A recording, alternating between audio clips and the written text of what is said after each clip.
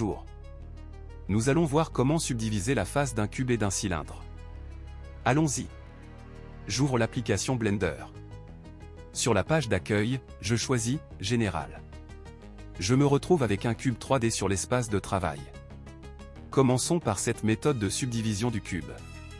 Pour cela, passez en mode édition avec la touche Tab.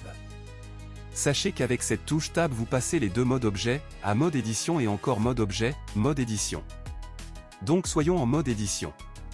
Dans le menu de sélection, assurez-vous de choisir le mode de sélection face. Puis sélectionnez une face du cube. Faites un clic droit sur la face sélectionnée et choisissez Subdiviser. En bas à gauche de l'écran, le menu Subdiviser apparaît. Nous allons pouvoir ajuster. Choisissez le nombre de coupes dents, Number of Cut. OK. Pour le lissage ses dents, Smoothness, vous pouvez modifier la valeur si nécessaire pour arrondir les bords. Pour le moment on va laisser à 0 pour une subdivision nette. Voilà, c'est fait. OK. Repassez en mode objet et déplacez l'objet sur le côté avec la touche G. Nous allons maintenant procéder à la méthode de subdivision du cylindre, dite méthode Grid Fill. Ajoutons un cylindre. Vérifions si nous sommes bien dans le mode objet, et dans Mesh je choisis le cylindre. En bas à gauche de l'écran un menu apparaît, Ajouter cylindre, Add Cylinder. Si les bouts du cylindre ne sont pas fermés, c'est que le type de remplissage de capuchon, Cap Fill Type, est réglé sur Rien ou Nothing. Changez-le pour Ngon. Voilà, c'est coché. Repassez en mode édition. Assurez-vous d'être en mode de sélection face. Vous voyez ici les trois types de sélection. Vertex, Edge et face. Le vertex c'est ce point. L'edge c'est le trait. Et face c'est bien sur la face de l'objet. Sélectionnons donc une face du cylindre. Dans le menu supérieur, allez à face puis remplissage par grille ou grid fill. Vous voyez.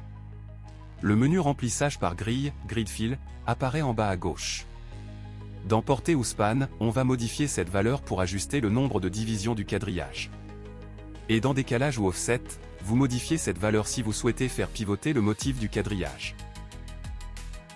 Il existe une autre méthode puissante pour subdiviser la géométrie, qui est non destructive, c'est l'utilisation d'un modificateur. Allons-y. Supprimons tout. Et dans Add Mesh, ajoutez un cube. Sélectionnez l'objet que vous souhaitez subdiviser. Allez dans l'onglet Propriétés du modificateur. Vous voyez, c'est ici, l'icône de la clé à molette à droite dans l'interface de Blender. Cliquez sur Add Modifier. Generate. Puis, Subdivision surface. Maintenant, une fois le modificateur ajouté, ajustons des propriétés du modificateur. Dans les paramètres du modificateur subdivision de surface, vous trouverez les options pour affiner le résultat. À vous de jouer sur les valeurs de niveau de subdivision, Level Viewport, pour contrôler la finesse de la subdivision visible dans la fenêtre 3D. Si vous augmentez cette valeur, l'objet sera plus lisse. Regardez ici aussi si vous cliquez sur la petite flèche pour développer. Vous pourrez également ajuster la valeur de rendu, render, qui définit la qualité de la subdivision lors du rendu final de l'image. Voilà pour le moment.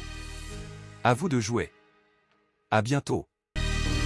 Merci et entraînez-vous avant de passer à l'étape suivante. N'hésitez pas à liker si vous avez apprécié mon tuto et de vous abonner. À bientôt. À bientôt sur les tutos de GG.